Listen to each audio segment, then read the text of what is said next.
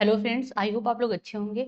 आज हम लोग प्राचीन भारत के इतिहास में यानी कि एंशियंट हिस्ट्री में सेकंड टॉपिक पढ़ेंगे, इंडस वैली सिविलाइजेशन यानी कि सिंधु घाटी सभ्यता। बहुत इंपॉर्टेंट है हमारे आने वाले यूपीपीएससी प्रीलिम्स के लिए, और जो यूपी आरओ होने वाला है अगस्त सितंबर में, उसके लिए बहुत इंपॉर्टेंट है। और यूपीएससी में भी इससे क्वेश्चन आते हैं प्रीलिम्स में, ठीक है। तो ये बहुत इंपॉर्टेंट टॉपिक है। जैसे कल हम लोगों ने जो पढ़ा था वो पाषाण काल पढ़ा था, वो भी इंपॉर्टेंट टॉपिक है। और ये मोस्ट इंपॉर्टेंट है, इसको पढ़ना ही पढ़ना है क्योंकि इससे क्वेश्चन आते ही आते हैं। तो चलिए हम लोग देख लेते हैं। और इसमें हम लोग क्या देखेंगे, हम लोग इसमें पीवाईक्यूज भी देखेंगे जो कि प्रीवियस ईयर में आए हुए क्वेश्चन है। इससे हम लोग को एक आइडिया लग जाएगा कि किस टाइप के क्वेश्चन एग्जाम में आ रहे हैं। तो चलिए हम लोग स्टार्ट करते हैं। हड़प्पा सभ्यता, सिंधु घाटी सभ्यता को ही हड़प्पा सभ्यता कहते हैं। तो इसकी खुदाई कब हुई थी, इसमें जो ईयर है वो भी इम्पोर्टेंट है। तो हड़प्पा की खुदाई सबसे पहले 1921 में किसने की थी, दयाराम साहनी ने की थी। तो ये इम्पोर्टेंट है कि किसने किया था, दयाराम साहनी ने हड़प्पा की खुदाई की थी सबसे पहले 1921 में। सिंधु घाटी सभ्यता प्राचीन मिस्र और मेसोपोटामिया सभ्यता से बड़ी है। ये भी एक फैक्चुअल है कि मतलब मिस्र और मेसोपोटामिया की सभ्यता से क्या है, बड़ी है। इसमें क्या आता है, जैसे जब वो कथन और कारण आता है तो उसमें ये दे सकता है कि मिस्र की सभ्यता और मेसोपोटामिया की सभ्यता से सिंधु घाटी सभ्यता जो है वो छोटी है एरिया वाइज, तो नहीं बड़ी है, ठीक है। सबसे उत्तरी, अब देखिए होता क्या है कि हड़प्पा जो सभ्यता है उसमें देखिए यहाँ पे दिया हुआ है ये चीज कि ये हड़प्पा सभ्यता इंडस वैली सिविलाइजेशन में जो सबसे उत्तरी पॉइंट है वो मांडा है, जम्मू कश्मीर में, ठीक है। मांडा जो साइट है ये हड़प्पन साइट है। ये सबसे उत्तरी पॉइंट पे क्या है, मांडा है, जम्मू कश्मीर में है, ठीक। और देखिए पूर्वी साइड में आलमगीरपुर कहाँ पे है, मेरठ उत्तर प्रदेश में है।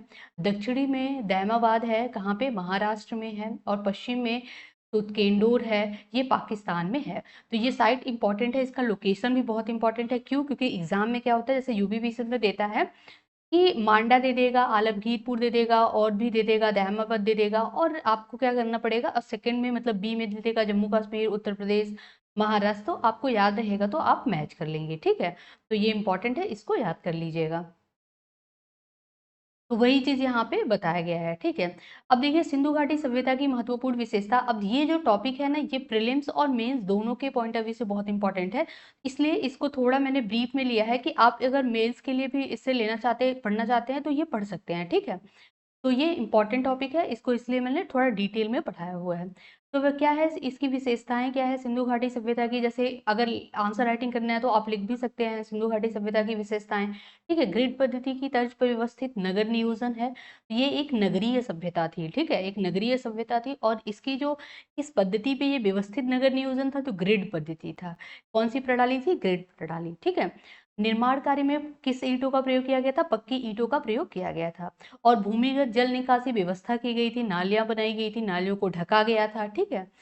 सबसे विशिष्ट मिट्टी, जो मिट्टी के बर्तन, मुहर और लिपि, ये सब मिले हैं। तो क्या क्या मिले हैं, मिट्टी के बर्तन मिले हैं, मुहरे और लिपि, ये सब मिले हैं। और सुदृढ़ गढ़ यानी कि चंदूगढ़ों को छोड़ करके सुदृढ़ सब जगह गढ़ मिले हैं, ठीक है। तो कहाँ, किसको छोड़ के, चंदूगढ़ों को छोड़ करके। अब सिंधु घाटी जो सभ्यता है, इंडस वैली सिविलाइजेशन है, उसके चरण, तो उसको तीन पार्ट में डिवाइड किया गया है। पहला, जैसे हम लोगों ने पाषाण काल में पढ़ा था, तो पूर्व पाषाण काल, पूरा पाषाण काल, और क्या था, मध्य पाषाण काल, और फिर उसके बाद नव पाषाण काल, ठीक है। ऐसे ही हम लोग सिंधु घाटी सभ्यता के भी चरण देखेंगे। तो प्रारंभिक हड़प्पन चरण, ठीक है। तो प्रारंभिक हड़प्पा का जो चरण है वो है 3300 से 2600 ईसा पूर्व तक, ठीक है। परिपक्व हड़प्पा जो चरण है वो है 2600 से 1900 ईसा पूर्व तक। मतलब ये यहाँ पे डेवलपमेंट देखो, यहाँ पे डेवलपमेंट होना स्टार्ट हुआ, ये एकदम डेवलप्ड था, ठीक है। तो यहाँ पे परिपक्व हड़प्पा चरण इसको बोलेंगे। उत्तर हड़प्पा चरण 1900 से 1300 ईसा पूर्व।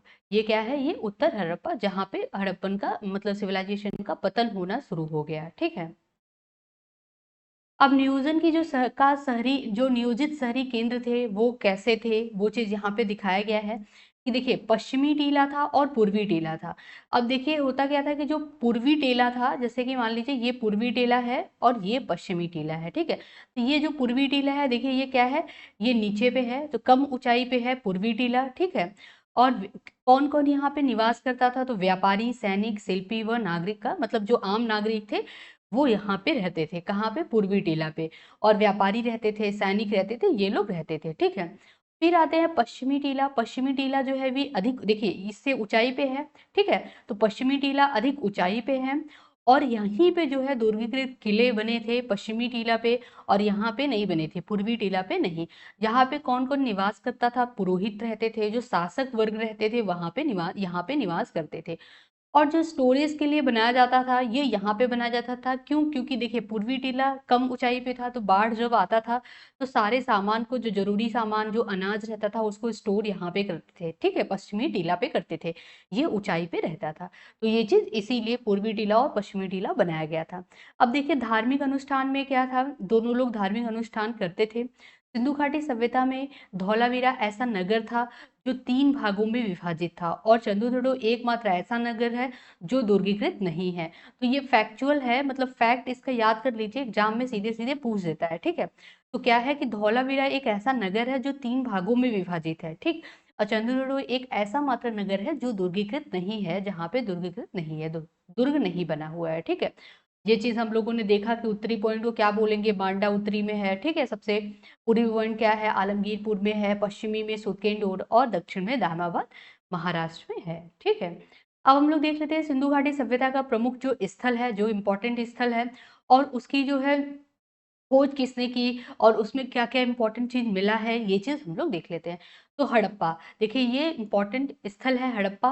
किस नदी के किनारे है? तो रावी नदी के किनारे है। नदी भी हम लोग को याद करना है। तो हड़प्पा किस नदी के किनारे है? रावी नदी के किनारे। अब देखिए सिंधु घाटी सभ्यता के भीतर की खोज, तो यहाँ पे जो हड़प्पा है यहाँ से क्या क्या मिला है? तो अन्न भंडार मिला है, लाल बलुआ पत्थर, ये सब मिला है। इतना भी मतलब देखिए मातृ देवी पासा ये सब मिला है, ठीक। और मोहनजोदड़ो ये सिंधु नदी के किनारे स्थित है, ठीक है। 1922 में किसने खोजा था? आर डी बनर्जी द्वारा खोज किया गया। ये इंपॉर्टेंट है मोहनजोदड़ो, इसकी खोज किसने किया था पूछता है तो आर डी बनर्जी द्वारा किया गया था। कब? 1922 में किया गया था, ठीक है। और हड़प्पा की खोज 1921 में किया गया था, हम लोगों ने पहले स्लाइड में पढ़ा, देखिए यहाँ पे है। ये देखिए 1921 में हड़प्पा की खुदाई दयाराम साहनी ने की, ठीक है। तो हड़प्पा की खुदाई किसने, खोज किसने की? दयाराम साहनी ने की। और सिंधु घाट जो ये है हमारा मोहनजोदड़ो, सॉरी, इसकी खोज 1922 में आर डी बनर्जी ने की, ठीक है। और यहाँ पे क्या है, सिंधु घाटी सभ्यता का सबसे बड़ा स्थल है ये, ठीक है। तो जो मोहनजोदड़ो है ये सिंधु घाटी सभ्यता का सबसे बड़ा स्थल है। दाह संस्कार के बाद क्या किया जाता था? दफनाया जाता था। महान और अन्न भंडार मिला है, महान अन्न भंडार मिला है, ठीक है, ग्रेट ग्रेनरी। और महान स्नानागार मिला है, यहाँ पे सभ्यता की सबसे बड़ी इमारत, ये सब मिला है। पशुपति सील, कांस्य नृत्य करने वाली लड़की, ये सबके यहाँ पे मूर्ति मिले हैं, ठीक है। फिर आता है चंद्रद्रोण, ये सिंधु नदी के किनारे है। 1931 में एमजी मजूमदार द्वारा इसको खोजा गया। तो ये चीज इंपॉर्टेंट हो जाता है कि किसने खोजा, तो एमजी मजूमदार द्वारा खोजा गया चंद्रद्रोण को, ठीक है। और यहाँ पे क्या मिला है? इंक पॉट, लिपस्टिक, ये सब मिला है। पूछ लेता है कभी कभी कि लिपस्टिक कहाँ से मिला, इंक पॉट कहाँ से मिला, तो ये चंद्रद्रोण से मिला। लोथल भोगवा नदी के किनारे है। अब देखिए दूसरा चीज ये भी इंपॉर्टेंट हो जाता है, पूछता है लोकेशन की, हड़प्पा कहाँ है, मोहनजोदड़ो कहाँ है, चंद्रद्रोण कहाँ है, लोथल कहाँ है, तो ये सब आपको याद रहना चाहिए, ठीक है। तो लोथल कहाँ पे? गुजरात में। भोगवा नदी के किनारे है लोथल, ठीक। अब 1953 में किसने, एस आर एस राव ने खोजा था, किसको? लोथल को, ठीक है। लोथल जो साइट है उसको खोजा था 1953 में, एस राव द्वारा खोजा गया था। अब यहाँ पे क्या है, देखिए गुजरात क्या है, समुद्र किनारे, तो यहाँ पे महत्वपूर्ण नौसैनिक व्यापार स्थल, दाह संस्कार स्थल, गोदी और अन्न भंडार, चावल की भूसी, ये सब यहाँ पे मिला है, ठीक है। और यहाँ पे जो दफनाया गया है, जो मिला है उसमें पुरुष और महिला को एक साथ दफनाया गया है, ठीक है, पुरुष महिला को एक साथ, यानी कपल को एक साथ दफनाया गया है। फिर आता है धौलावीरा। धौलावीरा लूनी नदी के किनारे है, ठीक। अब यहाँ पे क्या 1985 में आरविस्ट द्वारा खोजा गया, ये याद कर लीजिएगा, आरविस्ट द्वारा खोजा गया। अब यहाँ पे क्या क्या मिला है, या देखिए अद्वितीय जल संचयन प्रणाली मिली है, और तूफानी जल निकासी प्रणाली मिली है। एकमात्र स्थल जहां जो 3 भागों में विभाजित है, ये बहुत इंपॉर्टेंट, जो थोड़ा यूनिक है वो बहुत इंपॉर्टेंट हो जाता है कि एकमात्र स्थल जो 3 भागों में विभाजित है, कौन सा? धौलावीरा, ठीक है, लूनी नदी के किनारे स्थित है। तुरकोटदा ये गुजरात में स्थित है। खोजा किसने है? एस जोशी ने 1964 में खोजा है, ठीक। अब आता है देखिए सिंधु घाटी सभ्यता का भौगोलिक विस्तार। तो सिंधु घाटी सभ्यता का जो भौगोलिक विस्तार है वो है हरियाणा। भारत में क्या है, बनावली जो है, देखिए हरियाणा में कौन कौन सा स्थल है सिंधु घाटी सभ्यता से रिलेटेड, ये आपको याद रहना चाहिए। सीधे सीधे यूपीपीसीएस में क्या करता है, ऑप्शन मतलब ए और बी करके मैच करने को आता है। बनावली पूछेगा, बनावली दे देगा ए में ऑप्शन में, ठीक है। फिर रोपड़ दे देगा, आलमगीरपुर दे देगा, और इधर बी में दे देगा हरियाणा, पंजाब और उत्तर प्रदेश। तो आपको बनावली कहाँ पे है, हरियाणा में, आपको याद रहना चाहिए। रोपड़ कहाँ पे है, पंजाब में है। आलमगीरपुर कहाँ पे है, उत्तर प्रदेश में है, ठीक है। दूसरा चीज ऐसे आता है कि जैसे आपको दे देगा रोपड़, बनावली दे देगा, राखीगढ़ी दे देगा और आलमगीरपुर, और नदियों के नाम दे देगा बी साइड में, जैसे कि सतलुज दे देगा, यमुना दे देगा और प्रवर, घग्गर, ये सब दे देगा। तो आपको मैच करना होगा कि बनावली किस नदी के किनारे है, ठीक है। तो इसीलिए यहाँ पे ये चार्ट बना के मैंने दे दिया है कि आप लोग एकदम अच्छे से इसको याद कर लीजिएगा।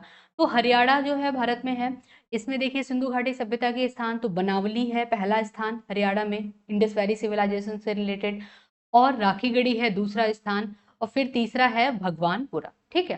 तो ये इंपॉर्टेंट साइट्स है इसलिए इसको यहाँ पे डाला गया है। तो बनावली, यहाँ पे देखिए बनावली किस नदी के किनारे है, सबसे पहला इंपॉर्टेंट चीज तो घग्गर नदी के किनारे है। अंडाकार आकार की बस्ती है, व्यवस्थित जल निकासी है, व्यवस्था का अभाव, जो है जल निकासी मतलब यहाँ पे व्यवस्थित जल निकासी व्यवस्था का यहाँ पे अभाव है, ये चीज याद कर लीजिएगा, मतलब व्यवस्थित जल निकासी नहीं है यहाँ पे, ये दिया है अभाव है। जौ के दाने मिले हैं, ठीक है, ये सब मिले हैं, बस ये याद कर लीजिएगा जरूरी जो है कि किस नदी के किनारे है और कहाँ पे है ये साइड किसकी, ठीक है। फिर आता है, अब यहाँ पे देखिए रेडियल सड़कों वाला एकमात्र शहर, तो ये पूछ सकता है, जो यूनिक है वो पूछ सकता है कि रेडियल सड़कों वाला एकमात्र शहर कौन सा है, तो ये है बनावली, ठीक है। सेकंड आता है राखीगढ़ी, ये किस नदी के किनारे है, तो राखीगढ़ी घग्गर नदी के किनारे स्थित है। सिंधु घाटी सभ्यता का सबसे बड़ा भारतीय स्थल वो कौन सा है, राखीगढ़ी है सिंधु घाटी सभ्यता का सबसे बड़ा भारतीय स्थल। ये पूरा स्थल नहीं, भारतीय स्थल, ठीक है।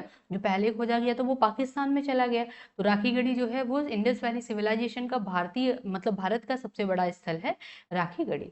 किस नदी के किनारे है, घग्गर नदी के किनारे है। यहाँ पे क्या क्या मिला है, अन्न भंडार मिले हैं, कब्रिस्तान, नालियां, टेराकोटा, ये सब मिले हैं, ठीक है। और नेक्स्ट जो साइट है वो है भगवानपुरा, ये भी इंपॉर्टेंट साइट है, तो बस आप लोकेशन याद कर लीजिए, भगवानपुरा किस कहाँ पे है, तो ये है हरियाणा में है और ये हड़प्पन साइट है। नेक्स्ट आता है पंजाब, पंजाब में जो रोपड़ है सतलुज नदी के किनारे स्थित है। मानव अंड भंडार के गड्ढे के साथ साथ दफनाया गया, मतलब देखो मानव को जो दफनाया गया है वो उनको जो गड्ढे में दफनाया गया उनके साथ अन्न भंडार भी रखे गए हैं, ठीक है, अन्न भी रखे गए हैं। और क्या है, उनके साथ कुत्तों को भी दफनाया गया है। तांबे की कुल्हाड़ी मिली है यहाँ पे, ठीक है। और आजादी के बाद खुदाई की जाने वाली पहली साइट है, तो ये पूछ लेता है कि आजादी के बाद खुदाई की जाने वाली पहली साइट कौन सी है, तो रोपड़ है। रोपड़ किस नदी के किनारे है, तो सतलुज नदी के किनारे है। और जो रोपड़ है वो कहाँ पे है स्थित, लोकेशन पूछ लेता है, तो ये है पंजाब में स्थित है। तो ये इंपॉर्टेंट है, ये इसको याद कर लीजिएगा। हरियाणा का भी इंपॉर्टेंट है, राखीगढ़ी और बनावली, ठीक है। फिर आते हैं उत्तर प्रदेश, उत्तर प्रदेश का आलमगीरपुर है। आलमगीरपुर किस नदी के किनारे है, यमुना नदी के किनारे है।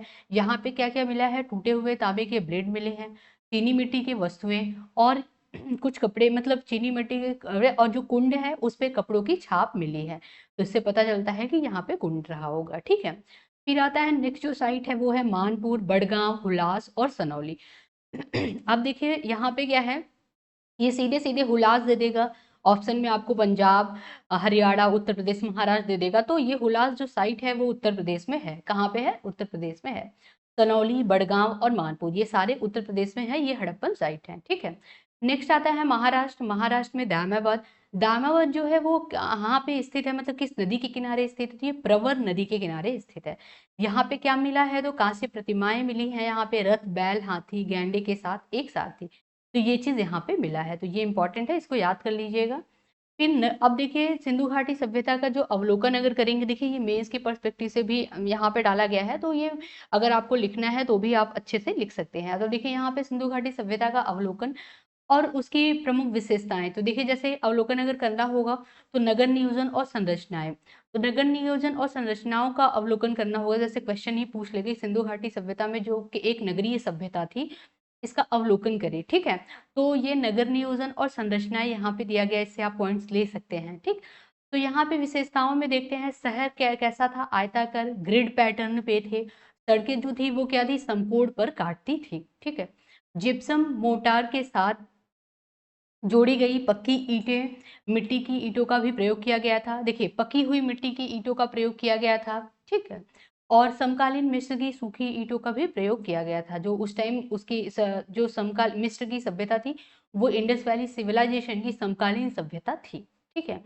शहरों को दो भागों में विभाजित किया गया था, जैसा कि हम लोगों ने देखा कि पश्चिमी जो ऊपरी गढ़ होता था, पश्चिमी जो गढ़ होता था वो ऊपर ऊपर होता था थोड़ा, और जो निचला गढ़ होता था वो पूर्वी टाइप, पूर्वी एरिया में रहता था। और वहाँ पे श्रमिक वर्ग रहते थे। ठीक है। आम जन रहते थे। और जो पूर्वी जो पश्चिमी रहता था, जैसे ऐसे बना के दिखाया था। ठीक है। यहाँ पे पुरोहित वर्ग रहते थे। तो ये विशेषता है। ये आप ऐसे बना के इसको दिखा भी सकते थे, मतलब दिखा भी सकते हैं जब आंसर राइटिंग करेंगे तो। ठीक है। ये क्या है, ये पूर्वी है, और ये क्या है, पश्चिमी है। तो यहाँ पे आम जन रहते हैं, यहाँ पुरोहित। ठीक है। ये चीज है। अधिकांश इमारतों में निजी कुएं थे, यानी कि जो इमारत बनी होती थी, जो घर होते थे, उसके अंदर ही कुएं होते थे। ठीक है। मिस्र और मेसोपोटामिया सभ्यता के विपरीत शासकों के लिए मंदिर या महल जैसी बड़ी स्मारकीय संरचनाएं नहीं थी। तो ये चीज इंपॉर्टेंट हो जाता है कि मिस्र की सभ्यता में और मेसोपोटामिया की सभ्यता में जो शासक वर्ग रहता था, जो शासक रहते थे, उनके लिए मंदिर बनाया जाता था, बड़े बड़े महल बनाए जाते थे। ठीक है। लेकिन ऐसा कुछ भी यहाँ पे नहीं था। इंडस वैली सिविलाइजेशन में ऐसा कुछ भी नहीं था। आम जैसे लोग रहते थे वैसे घर उनके भी रहते थे। ठीक है। और उन्नत जल निकासी व्यवस्था थी, मतलब जो ड्रेनेज सिस्टम था वो बहुत ही उच्चतम क्वालिटी का था। ठीक है। तो ये चीज यहाँ पे दिया गया है, तो ये विशेषता में आप लिख सकते हैं। कृषि कैसी थी? कृषि देखिए, मुख्य फसलें दो प्रकार की थी, गेहूं और जौ। ये चीज इंपॉर्टेंट हो जाता है कि इंडस वैली सिविलाइजेशन का जो मुख्य फसल था वो कौन कौन सा फसल था? गेहूं और जौ था। लोथल और रंगपुर गुजरात में ही चावल की खेती के साक्ष्य मिले हैं। तो देखिए, लोथल और रंगपुर, सबसे पहले तो रंगपुर कहाँ पे है? गुजरात में है। ठीक है, ये याद कर लीजिए। में ही चावल के खेती के साक्ष्य मिले हैं। दुनिया में सबसे पहले कपास का उत्पादन करने वाले यूनानियों ने इसे सिंडन कहा। मतलब देखिए, दुनिया में जो इंडस वैली सिविलाइजेशन के टाइम से, यानी कि सबसे पहले कपास का उत्पादन कहाँ हुआ? तो भारत में हुआ। कहाँ पे हुआ? यहाँ पे लिख दीजिए, भारत में हुआ। ठीक है। और इसको यूनानियों ने क्या कहा? तो इसको सिंडन कहा। ठीक है। इसको क्या कहा? कपास को सिंडन कहा। तो सबसे पहले इंडस वैली सिविलाइजेशन में ही से ही पता चलता है कि सबसे पहले यहीं पे खोजा गया, मतलब यहीं पे उत्पादन होता था। जानवरों को पालतू बनाना, तो देखिए यहाँ पे बैल, भैंस, बकरी, भेड़, सुअर, कुत्ते, बिल्ली, गधे, ऊंट और को पालतू बनाया जाता था। लेकिन यहाँ पे कहीं भी गाय का जिक्र नहीं आया है। ठीक है। और कुबड़ वाले जो बैल हैं वो हड़प्पा वासियों के पसंदीदा थे, उनकी वो पूजा भी करते थे। तो सबसे ज्यादा पसंदीदा कुबड़ वाले क्या होते थे? बैल होते थे। घोड़े पर केंद्रित नहीं थे, बल्कि देखिए, ये सभ्यता, मतलब इस पे घोड़ा में यहाँ पे कहीं कहीं बस मिला है। कहाँ मिला है? सुरकोटदा, मोहनजोदड़ो और लोथल में इसके साक्ष्य मिले हैं। तो तीन जगह इसके साक्ष्य मिले हैं, सुरकोटदा, मोहनजोदड़ो और लोथल में। और ऐसे नहीं कि हर जगह नहीं मिला है। ठीक है। शेर का पता नहीं है, यानी कि शेर का कोई पता नहीं है इसमें। हाथी और गैंडा जो थे वो प्रसिद्ध थे। तो ये चीज याद कर लीजिएगा कि हाथी और गैंडा प्रसिद्ध थे, इनको अमारी भी कहते थे। और शेर का पता नहीं था। ठीक है। घोड़े के जो है वो केंद्रित नहीं था, मतलब इतना ज्यादा नहीं था, वो कहीं कहीं मिले, सुरकोटदा, मोहनजोदड़ो और लोथल में इसके साक्ष्य प्राप्त हुए हैं। अब प्रौद्योगिकी और शिल्प में अगर हम देखें तो इसमें भारत में प्रथम शहरीकरण के रूप में इसे जाना जाता है। ठीक है। और पत्थर के साथ, लेकिन कांच के, कभी कभी टिन के बजाय तांबे के स्थान पे आर्सेनिक मिलाया गया जाता है।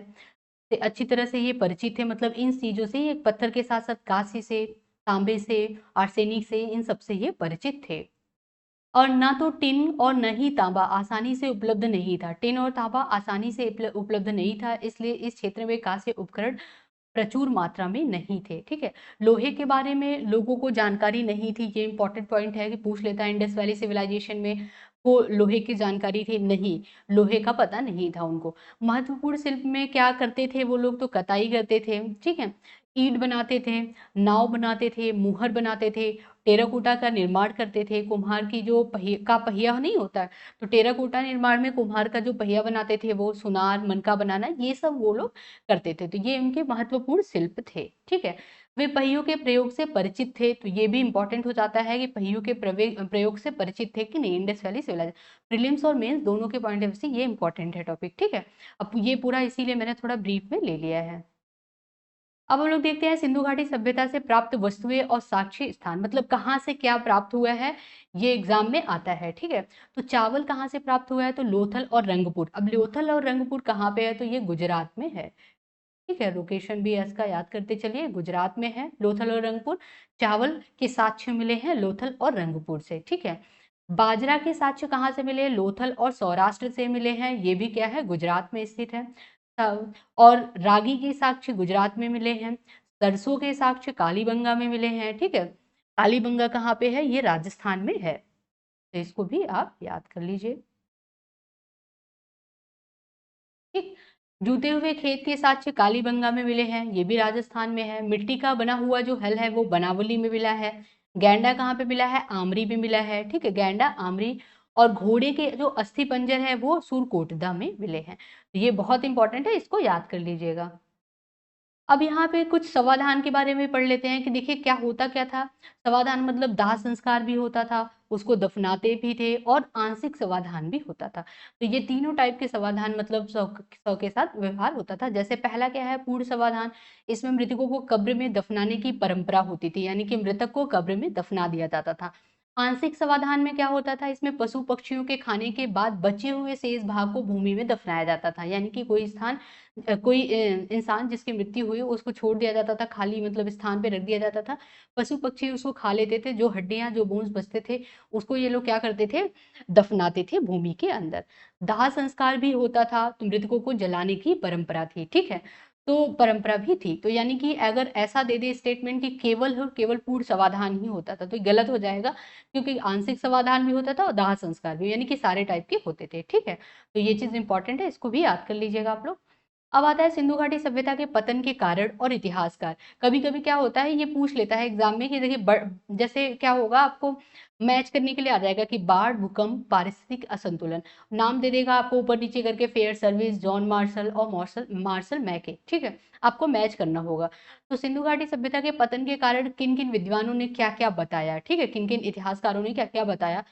तो बाढ़ के कारण इंडस वैली सिविलाइजेशन का पतन हो गया, इस किसने माना, मार्शल ने कहा कि बाढ़ के कारण पतन हो गया होगा।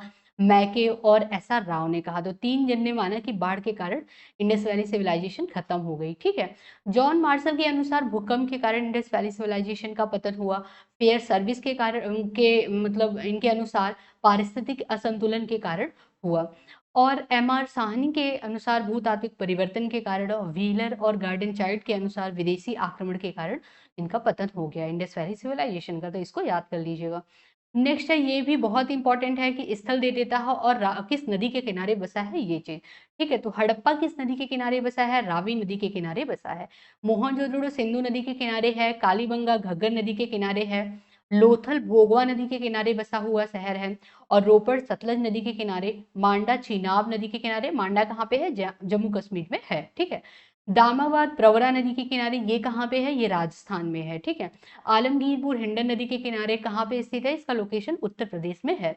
सूदकेंडोर ये दास्क नदी के किनारे है। और भगवानपुरा सरस्वती नदी के किनारे है। ठीक है, तो भगवानपुरा हरियाणा में है। ठीक है, इसको भी याद कर लीजिएगा आप लोग। तो ये इंपॉर्टेंट साइट्स हैं, किस नदी के किनारे बसा है ये भी याद कर लीजिए, लोकेशन याद कर लीजिए कि कहाँ कहाँ पे है स्थित। ठीक है, अब प्रमुख धातु और प्राप्ति स्थल, अब देखते हैं कि जो इंडस वैली सिविलाइजेशन है, इसमें जो क्या कौन कौन सी धातु कहाँ कहाँ से मिले हैं, लोकेशन वाइज पूछ लेता है। ठीक है, तो तांबा कहाँ से मिला है, ये खेतड़ी से मिला है। खेतड़ी कहाँ पे स्थित है, ये राजस्थान में है।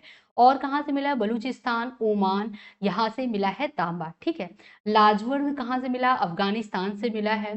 टिन ईरान और अफगानिस्तान से मिला है। चांदी राजस्थान की जावर और अजमेर की खानों से मिला है। इंपॉर्टेंट है कि राजस्थान की जावर और अजमेर की खानों से चांदी मिला है। अफगानिस्तान और ईरान से भी मिला है। तीसरा बहुत इंपॉर्टेंट हो जाता है, ये ईरान, अफगानिस्तान और अजमेर, यानी कि राजस्थान से मिला है। ठीक है, राजस्थान में अजमेर, वहां से भी मिला है। शिलाजीत हिमालय से मिला है। और गोमेद गुजरात से मिला है। सोना दक्षिण भारत से। अब देखिए इसमें क्या है, लोकेशन तो याद कर लिया आपने कि तांबा यहाँ से मिला, लाजवद यहाँ से। ये भी इंपॉर्टेंट हो जाता है कि इंडस वैली सिविलाइजेशन में इतने धातु मिले हैं, कौन कौन से, तांबा, लाजवद, टिन, चांदी, सोना, सीसा, शिलाजीत, गोमेद। ठीक है, और इसके बजाय अगर धातु का नाम एग्जाम में आ जाएगा तो वो ऑप्शन में नहीं, मतलब वो गलत रहेगा। ठीक है, तो ये सब आप लोग याद कर लीजिएगा। तो आई होप आप लोग को यहाँ तक पूरा अच्छे से समझ आया होगा। अब हम लोग कुछ इंपॉर्टेंट पीवाईक्यूज देख लेते हैं जो कि आए हुए हैं प्रीवियस ईयर में। इससे आप लोग को आइडिया लग जाएगा कि किस टाइप के क्वेश्चन एग्जाम में आ रहे हैं।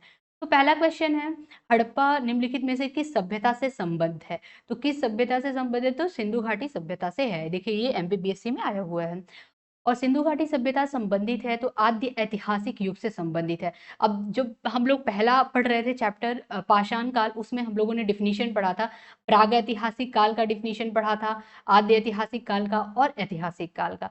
प्राग ऐतिहासिक काल का डिफिनीशन हम लोगों ने ये पढ़ा था कि जिसमें कोई लिखित साक्ष्य मिले ही ना हो, ठीक है। तो ये क्या है, प्राग मतलब लिखने का कुछ पता ना हो, उनको वो लिखने की पद्धति ना पता हो, ठीक है, तो वो प्राग ऐतिहासिक काल। आद्य ऐतिहासिक काल में कि यहाँ पे लिपि का ज्ञान तो है, मिला भी है, लेकिन अभी तक पढ़ा नहीं जा सका है, तो ये है आद्य ऐतिहासिक काल। तो इंडस वैली सिविलाइजेशन क्या है? आद्य ऐतिहासिक काल है, ठीक है। ऐतिहासिक काल जहां से इतिहास लिखना आरंभ किया गया, वो ऐतिहासिक युग वहां से कहा जाने लगा, ठीक है। ये चीज यहाँ पे बताया गया है। नेक्स्ट है, हड़प्पा संस्कृति की जानकारी का प्रमुख स्रोत क्या है? तो प्रमुख स्रोत क्या है? पुरातात्विक जो खुदाई है वही है, ठीक है। तो ये चीज है।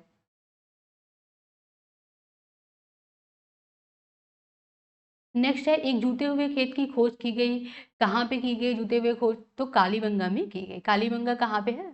ये राजस्थान में है, ठीक है। निम्नलिखित में से किस हड़प्पन नगर से जुते हुए खेत के निशान मिले हैं? तो ये कालीबंगा से मिले हैं। देखिए ये बहुत इंपॉर्टेंट है, बार बार रिपीट हो रहा है।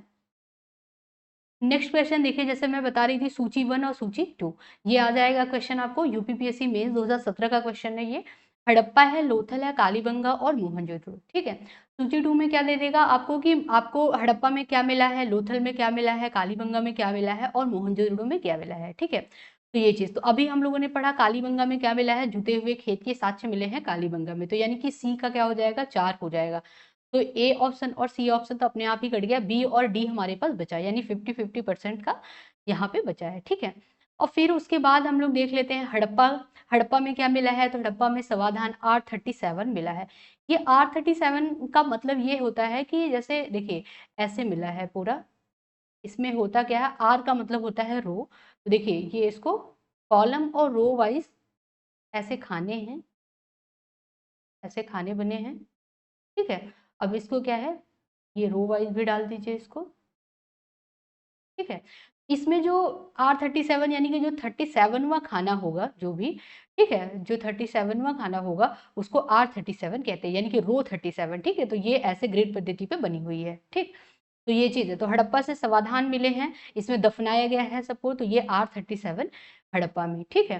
तो ए का क्या हो जाएगा, 1 हो जाएगा, तो ए का 1 हमारा डी ऑप्शन करेक्ट हो जाएगा। और भी हम देख लेते हैं।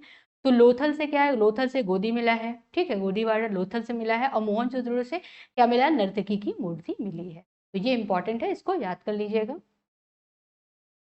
नेक्स्ट है, सिंधु घाटी सभ्यता संबंधित है, तो आद्य ऐतिहासिक युग से संबंधित है, ठीक है। हड़प्पा संस्कृति की जानकारी का प्रमुख स्रोत क्या है? तो क्या है प्रमुख स्रोत? पुरातात्विक खुदाई है। अब यहाँ पे देखिए हड़प्पा, ये चीज बहुत इंपॉर्टेंट हो जाता है, हड़प्पा सभ्यता मतलब खोज किसने किया, हम लोगों ने भी डिटेल में भी पढ़ा। तो हड़प्पा की खोज दयाराम साहनी ने की 1923-24 से लेकर के 1924-25 में। हस्तिनापुर की खोज बीबी लाल ने की 1950 से 52 में। तक्षशिला की खोज जॉन मार्शल ने की और कौसाम्बी की खोज एनजी मजुमदार ने की। बहुत इंपॉर्टेंट है, इसको याद कर लीजिएगा, आता है एग्जाम में, ठीक है। नेक्स्ट है, भारत में चांदी की उपलब्धता के प्राचीनतम साक्ष्य मिले हैं। तो प्राचीनतम साक्ष्य हम लोगों ने पढ़ा कि हड़प्पन सिविलाइजेशन में मिला है, इंडस वैली सिविलाइजेशन में मिला है चांदी की उपलब्धता के। कहाँ पे है? राजस्थान के जो खेतड़ी है राजस्थान का, और जो जावर की खदान है वहां से मिला है, ठीक है। और ईरान और अफगानिस्तान से भी प्राप्त हुआ है। मूर्ति पूजा का आरंभ कब से माना जाता है? तो मूर्ति पूरा पूजा का जो आरंभ है वो पूर्व आर्यन यानी कि प्री आर्यन काल से माना जाता है। इंडस वैली सिविलाइजेशन में मूर्ति पूजा नहीं था, ठीक है, तो प्री आर्यन काल से माना जाता है। अब यहाँ पे प्राचीनतम स्थल है और क्या है, यहाँ पे पुरातात्विक खोज। तो लोथल से क्या मिला है, कालीबंगा से, धौलावीरा से और बनावली से, ये चीज यहाँ पे है। देखिए ये यूपीएससी 2002 का क्वेश्चन है, प्रीवियस ईयर का, तो इसको आप लोग देख लीजिए। लोथल से क्या मिला है? तो लोथल से सबसे पहले हम लोग देख लेते हैं, लोथल से गोदीवाड़ा मिला है, यानी कि ए का 2। तो ए का 2 हमारा बी और डी ऑप्शन में है, तो ए और सी हम लोग पहले ही हटा देते हैं, ठीक है। फिर उसके बाद कालीबंगा से जुता हुआ खेत मिला है ना। तो कालीबंगा से क्या मिला, जुता हुआ खेत, यानी कि बी का 1 यहाँ पे, तो देखिए दोनों ऑप्शन में है, ठीक है। और धौलावीरा से क्या मिला है, धौलावीरा से हड़प्पन लिपि के बड़े आकार के 10 चिन्हों वाला एक शिलालेख मिला है। कहाँ से, धौलावीरा से। बनावली से पक्की जो मिट्टी के बनी हुई हल मिला है, पक्की मिट्टी की बनी हुई हल की जो प्रकृति है वो मिली है यहाँ से, बनावली से। तो हमारा ऑप्शन जो है वो बी करेक्ट हो जाएगा, ठीक है। ये चीज हम लोगों ने देख लिया। अब यहाँ पे देखिए एक और इम्पोर्टेंट क्वेश्चन है कि हड़प्पा किस नदी के किनारे है, ठीक है। तो ये भी देखा हम लोगों ने, तो हड़प्पा किस नदी के किनारे है, तो हड़प्पा रावी नदी के किनारे स्थित, यानी कि ए का 2 ऑप्शन जो है वो सही हो जाएगा। तो देखिए सारे ऑप्शन कट जाते हैं यहाँ पे, बस एक बचता है बी ऑप्शन, ठीक है। और देखते हैं हस्तिनापुर, हस्तिनापुर गंगा नदी के किनारे स्थित है, ठीक है। नागार्जुन कोंडा ये कहाँ पे स्थित है, तो नागार्जुन कोंडा जो है वो कृष्णा नदी के किनारे स्थित है, और पैठन गोदावरी नदी के किनारे स्थित, ठीक है। तो बी ऑप्शन हमारा करेक्ट हो जाएगा। सिंधु घाटी सभ्यता के किस पुरास्थल से नाव के चित्र या मॉडल मिले हैं, तो नाव के चित्र कहाँ से मिले हैं, ये चीज देखिए, तो मोहनजोदड़ो और लोथल से मिले हैं, ठीक है। लोथल और मोहनजोदड़ो से नाव के चित्र मिले हैं। ये देखिए लेटेस्ट क्वेश्चन है, यूपीपीएससी प्रीलिम्स 2022 का क्वेश्चन है, ठीक है। अगर आपको लोथल पता है तो भी आप लगा लेंगे। देखिए लोथल आपको पता है कि वहां पे नाव के चित्र मिले हैं, तो मोहनजोदड़ो एवं लोथल दोनों आ जाएगा, ठीक है। नेक्स्ट है, निम्नलिखित में से सिंधु घाटी सभ्यता से संबंधित कौन से केंद्र उत्तर प्रदेश में स्थित है। उत्तर प्रदेश में कौन कौन से स्थित हैं, ये चीज पूछा है। ये यूपीपीएससी प्रीलिम्स 2018 का क्वेश्चन है। तो देखते हैं, इसीलिए मैं बोल रही थी लोकेशन याद करो आप लोग, तो याद रहेगा तो अच्छा रहता है, मतलब हो जाता है, ठीक है। तो देखिए यहाँ पे कालीबंगा ये राजस्थान में है, तो ये उत्तर प्रदेश का तो है नहीं। लोथल कहाँ का है, ये गुजरात का है, ठीक है। और आलमगीरपुर ये यूपी का है, और हुलास ये यूपी का है। अभी हम लोग जब पढ़ रहे थे तो पढ़े, ठीक है। तो 3 और 4 ऑप्शन सही हो जाएगा, यानी कि डी ऑप्शन इसका करेक्ट हो जाएगा, ठीक है। अब यहाँ पे क्या है, हड़प्पीय स्थल दिया है और स्थिति दिया है, कहाँ पे स्थित है, ठीक है। ये भी देखिए यूपीपीएससी प्रीलिम्स 2012 का क्वेश्चन है। तो मांडा कहाँ पे है, तो ये जम्मू कश्मीर में मांडा स्थित है। दायमाबाद कहाँ पे है, जायमाबाद यहाँ कहाँ पे है, तो ये हमारा महाराष्ट्र में स्थित है, यानी कि बी का यहाँ पे क्या हो जाएगा 4। और ए का 3 हो जाएगा, तो ए का 3 देखिए एक ही ऑप्शन में है, यहाँ पे ए का 3, सी ऑप्शन हमारा करेक्ट हो जाता है, ठीक है। अब बी का दायमाबाद कहाँ पे है, महाराष्ट्र में है, ठीक। कालीबंगा कहाँ पे है, राजस्थान में है।